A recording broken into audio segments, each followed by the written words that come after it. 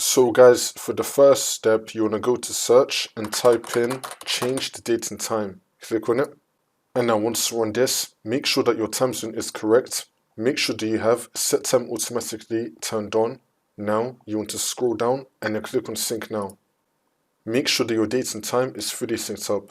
For the next step, you want to go to search and type in Microsoft Store. Now you want to click on app settings. And now once you're on this, you want to scroll down and then click on terminate. Now you want to click on reset and then click on reset again. You want to reset the Microsoft Store application. Wait for this to load. And now once that's been done, we can now resolve this. Next, you want to go to search again and type in wsreset.exe. Click on it.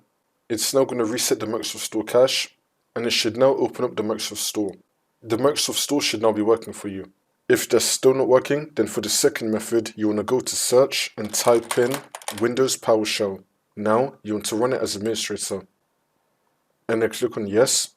And now once you're on this, there's going to be 2 commands down below in the description. You want to copy and paste them one by one. Start with this one first.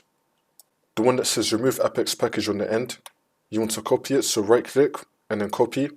Come to PowerShell and then do Ctrl V to paste it. And then click on enter. And now once that's been done, we're going to copy and paste the other one. Highlight it, Ctrl C to copy it.